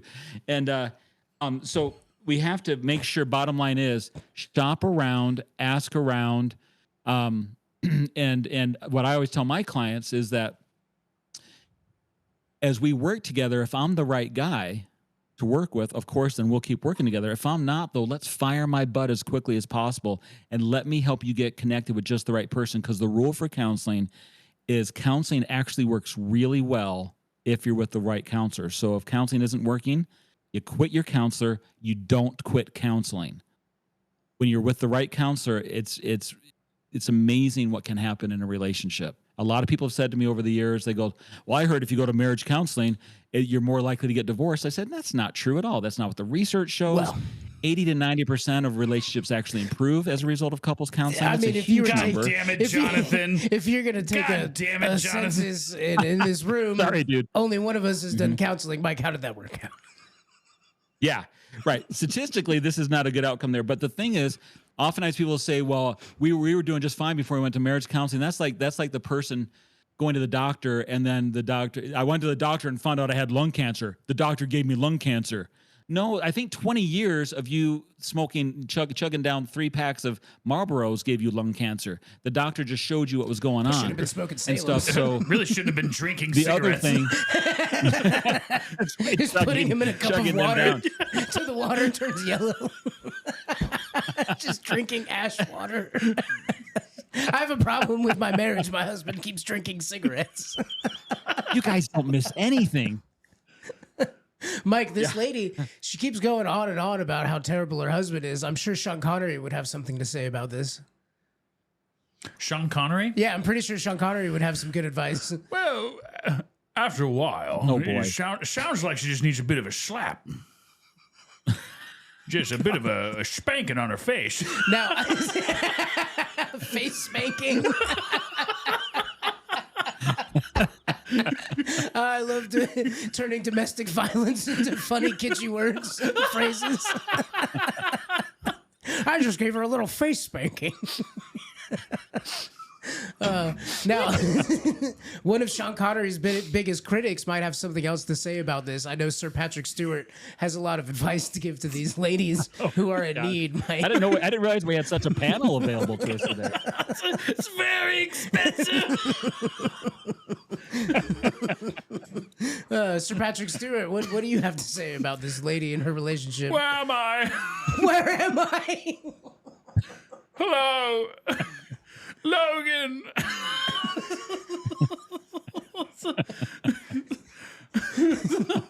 maybe you should consider Netflix and chill. Thank you, Sir Patrick Stewart, for your wisdom. Amazing. Chill out. Mike, I think we learned a lot today. We did. We learned a lot. All these ladies are very unhappy in their relationships. Jeremy, update. Oh, there's an update. Oh, wait, no, we have to give our advice. Okay. I kind of forgot what she was doing. All right, Jeremy. So the biggest thing that I've noticed is that she's like, he was taking care of me, but I didn't like the fact that he was telling his friends that he was taking care of me. Right. You know, that's the huge slight pride. Pride seems to be a huge issue in this whole story. Possibly There's making a lot her, of pride. Possibly making her look weak. So to his Jonathan's friends. basically saying, hire me, and, you know, we're actually going to give this lady advice. Yeah, I'm trying to drum up some business here, guys. Don't Oh, don't no, cut me out. we'll help you with that. That's fine. You'll be able to plug. All right. You're gonna plug everything. Do you take the employee assistance right. program? And do you accept American Express? So pride to me seems to be, this lady is very prideful. Sure. And any stepping on Like this a pride lioness. is any step on the pride is just sending this woman into a tailspin. She just cannot stand her husband taking any moment to say that he's contributing to her in any way, shape, or form. And I think that there needs to be an eye-opening experience, a team, right? Relationships are teams. And she seems to be blissfully unaware of this. You know, she wants to be the matriarch of the family, and to have that be shared is offensive to her, right? So like when she's like, give me an example of how you took care of me today. He's like, well, I rubbed your feet and we went for a walk. And then she's like, and then he said some other shit, I guess. I was being attacked by a spider. He killed it. I don't know. You spend time with me, like time. That's a huge thing that the ladies crave usually. Time is a very valuable commodity. I know, it's very for annoying. ladies in a relationship, and I'm not saying every woman, but it's very popular. It's very annoying. You Is know, what it is. a lot of ladies feel like if you sacrifice your time, Spending time with you is a damn it. sacrifice. right? That's not what I meant. But you're allocating. You're making sure that time is available. You have the forethought to budget that in your time because you love your wife and everything. Like that doesn't matter to her, to this person. That's not on her agenda. She's not a nationalist. So I think like a bit of someone saying, listen, get off your high horse. This is a team effort. You know, you both are contributing and that's okay. And if you don't think so, maybe you should read some books about it, I guess. You know, Jeremy, what do you think? I think that she should accept the fact that he took care of her when she was depressed. I think she needs to internalize that he was there for her in her time of need, and maybe she feels like her time of need is up, but maybe she's taking it a lot. She's taking it more personally than she really has to. He did take care of her. She admitted it herself. He was there for her. And he did everything for her, and he talked to his Bible friends about that. They were sitting around in Bible study, and he said, yeah, I've been taking care of my wife. That's something I've been doing because I love my wife. And it sounds like she's become a little resentful of the fact that she needed to be taken care of. But guess what, Mike? We all need to be taken care of. We all do. Whether we do it ourselves or we have someone who loves us who can help us with that burden. And it sounds like she's just holding on to some resent. Update. Update. He later said that he meant we take care of each other, even though that's not what he originally said and is its own problem. I like how you're adding an inflection. You're so mad about your ex-wife. Anytime I get upset, he says what he said isn't what he meant, and he twists it around to make it sound better. So the update wasn't really an update. It was just her adding to the, Further bitching. I didn't want to say bitching, but she's doubling down in the area that she shouldn't be focusing on. Yeah. Help. We helped. Help. Yeah. No, that's interesting. I think, definitely that for whatever reason he felt when he was taking care of her, that gave him something, a part of an identity thing where he felt important and useful, and what's wrong with that? And so, and of course she doesn't want to feel like she's someone who's incapable and has to be taken care of. She wants to feel strong and independent. That would be a really interesting conversation in couples counseling. If they can't have that with each other, that's fine. Have it in couples counseling, hopefully with a good counselor, right? That can really help them understand what's the underlying need here. You may not like the way he's doing it. Okay. You may not like the way she's responding to you. Fair enough. But what's the underlying need you have there that he or she isn't getting? Let's get to that, because the underlying need might be really good, even if the outward method might not be coming across the right way. Where can people find a good get to that. counselor? Mike. Jonathan? Mike. What? Jonathan can plug his stuff in a second. Has they ever thought about I have to wade through all this crap just so I get to that point. Oh my gosh, the price I'm paying. What if they just sat down together? And I think this is true for any relationship, any dating relationship, serious relationship, marriage. She goes to Bible study. What if they put the Bible study away for a weekend and they sat down and they watched the extended version trilogy of Lord of the Rings? It will bring them together, Mike. Oh, Best Tolkien. therapy ever. have a nice cry when Boromir gets shot with a bunch of arrows. A nice cry, a nice hug together. Is Gandalf coming back? Oh, is that Saruman in the woods? Oh, it's Gandalf. There we go. Happy. Fly, you fools. Fly, you fools. We are all aligned. This is the right solution. Tolkien. Those dirty little hobbitses. Yeah. Tolkien. They're an Isengard. Tolkien is the healing book, Mike. Read Tolkien and your relationship will flourish. If you can get your wife to appreciate Tolkien and his works and all of his letters, like I forced my wife to read, they will truly understand their husband. All would be right. There you with go. Tolkien. So where can people get Tolkien was. I'd like to hear Jonathan's thoughts on Tolkien. Okay, real quick, Tolkien. You may know this as a Tolkien fan, but he was a real romantic in his real life. So Beren and Lorien were these ancient in the before the Lord of the Rings. These ancient people who were kind of the great lovers of ancient lore that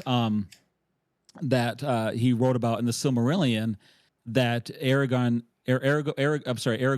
and Arwen are kind of based off of. They kind of share a similar romance. This human and elf they're the romance. third age equivalent. Yeah, the third age equivalent of this Beren and Luthien. I'm sorry, I said Lorien, but Luthien, Beren and Luthien. And on J.R.R. Tolkien's tombstone says Beren, and on his wife's tombstone says Lorien or Luthien. I can't remember which one it was. That's beautiful. But anyway, yeah, it's super romantic. He was definitely they were very intentional in their marriage. They had a great romance and they had a great family, and they were both orphans growing up. They decided they hated that. They wanted to have a really good family life for their kids, and it's kind of a cool story. Beautiful. Tolkien heals all, Mike. Yeah. You ever thought about making Tolkien your heals ex-wife all. read The Fellowship? Jonathan, where can people find you? People can find me at RelateGREAT.net. Great. And if you go to RelateGREAT.net/strongfam, that's where I have, for people who don't necessarily want to start counseling, but they just want to start getting some good information. That's where you can take my 7 Principles for Building Strong Families online course. You can get my book. if you want to listen to the podcast, you can go to relategreat.net/podcast, where it's the Relate Great podcast with Jonathan Sherman and friends. And those are ways that you can reach me. Happy to chat with you guys. Beautiful. You have issues, you have concerns, you're wondering, what can I do? Those are the things. Cash only. Those are the things. Cash only, under the table.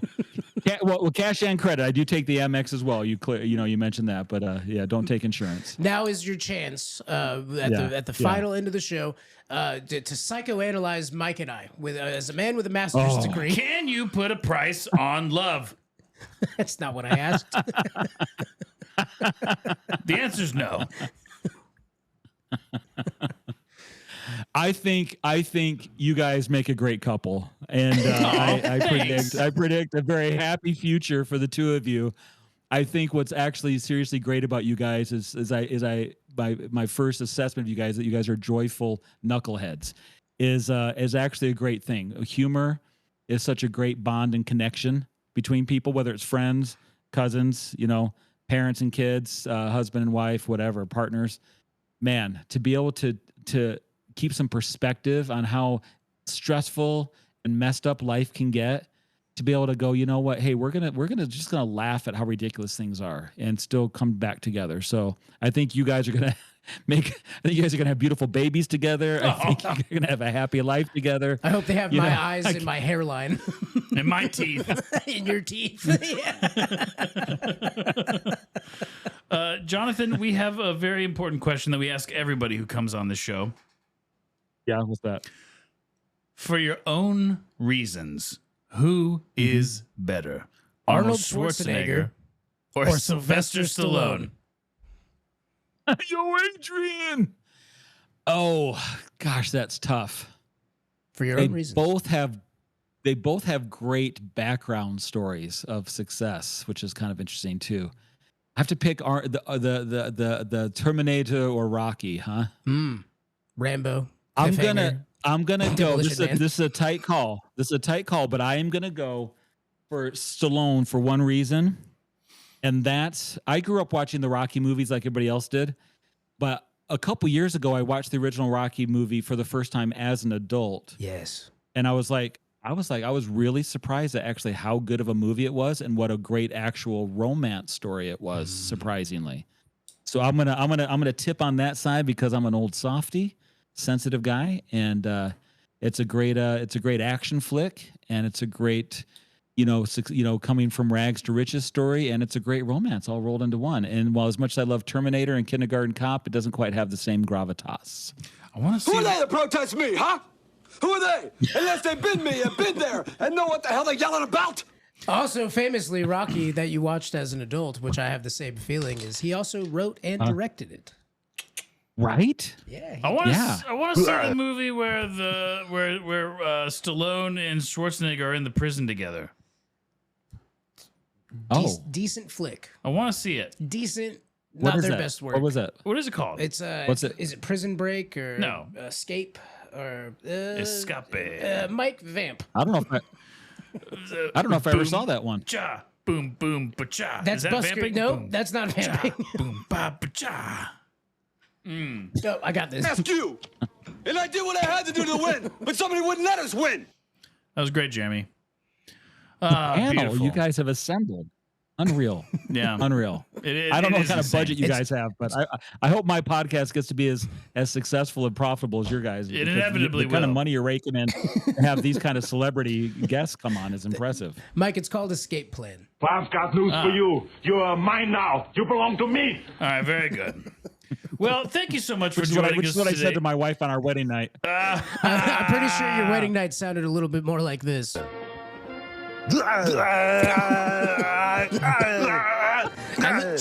At least I hope so. It's almost like you were there. Well, we have been Michael and Jeremy Steal Your Podcast. You can find us on all the things. Everywhere. Everywhere. We have a phone number. It's 903-287-0660. You can leave us a voicemail or a text message. We'll play it on the show. You can shoot us an email. It's UHJYEAH at MJSYVERSE.com. Send us a voicemail or an email about your relationship fail. Yeah. Your failed marriage. Comment down below your problems. The internet will help you sort it out. And we'll forward you to Jonathan. That's right. By the way, MJSYPod sounds a little messy or dirty or wrong. Thank you. All of the above. MJSY. That's what we call our listeners. Yep, our listeners are majizzies. Are they? Really? I love it. Yeah, That's great. Michael Well, and now I'm a Jeremy, Jizzy, apparently. steal yourselves. Michael and Jeremy steal your jizzies. Majizzy jizzies? I poked the wrong bear on that one. I feel bad now. Somebody said that we should start calling our listeners majisms. I like that. Oh man. Hey, vote. Yep, go out and vote. Majizzy or majism? Or vote. Trump 2028, Mike's always saying. Well, that's impossible. It's illegal. You can't do it. Vacman, shut up. Anyway, we love you guys. 5-star the episode. Go make sure you go listen to Relate. Great. Relate, great. Listen Relate to Great it. podcast. Yep. Listen It's a to it. podcast. He has a master's degree. It's a What do you podcast. have? Yeah, what are you doing? Yeah. Except for just Yeah. writing Reddit threads on how your marriage sucks. Figure it out, old ladies. Jesus. Should have married a man with money, dummy. All right, well, I love you all. I love you too. Jeremy, I love you. I love you too, Mike. Jonathan, I love you. I love you, fellas. You're so cuddly and warm. Peace. Bye. Michael and Jeremy steal your podcast. Michael and Jeremy steal your podcast. They like to get crazy and talk a lot of trash. Michael and Jeremy steal your podcast.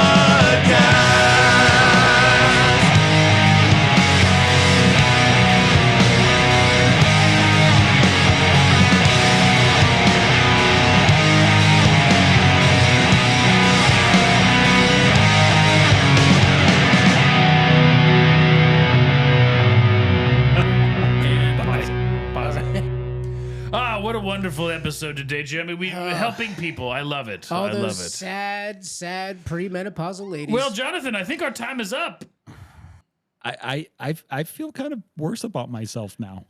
wow, that's normal. That's to be expected. Right, especially for what we charge, which we do take cash. We take gold bullion and silver as well as Nice. Amex. All right. Well, I'll probably have to keep coming back for a lot of sessions with you guys to get this finally sorted out with what's going on with me. Inevitably. You know, Jonathan, I've been looking around your room, and I figured, it could help you out and really help What's your that? clients out. Have you Yeah. ever thought about doing a PowerPoint topless? Yeah. Oh, I have not. I mean, But I learned about that strategy today. Yeah, you got to show off those tattoos. You got to show off all the tattoos. Have you ever thought about getting those balls that you launch one to one side and then it keeps clicking back and forth? Oh yeah, Newton's cradle. Yeah. Uh-huh. Have you ever thought about getting those Newton Yeah. balls? I haven't, but if it's if it's what you're recommending, having I think it's going to having bring in business. being my personal guru and therapist, I'm probably should look into that. I'm not sure why you want me to look into that, but I'm a lot just of gonna deer trust you. heads. Do you think right, that, Jeremy? Do you think that Isaac's wife ever cradled those Newton balls? He was a virgin for a long time. Was he? Newton? Yeah, it makes He sense. was famous for being like a super virgin for like into his 40s. Yeah, so was H.P. Lovecraft and Karl Marx. We saw how that worked out. And I was saying deer heads. We need a lot of deer heads in here. Yeah. Yeah. Or in my office. And I definitely need to bring in a couple extra chairs for you guys to start doing some co-therapy with my clients with me. Hey, we're yeah. always available. If you need to call us to help you out with your clients, we're just Guys, a I'm stuck. phone I number need some away. ideas.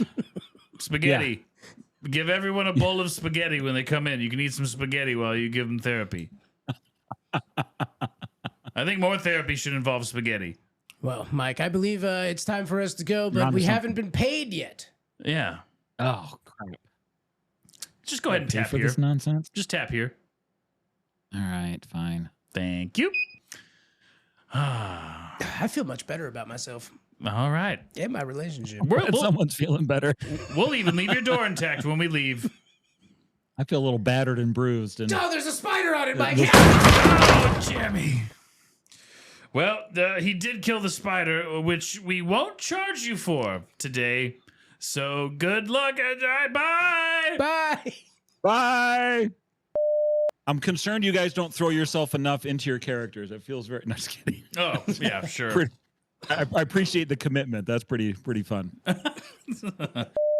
Pretend it.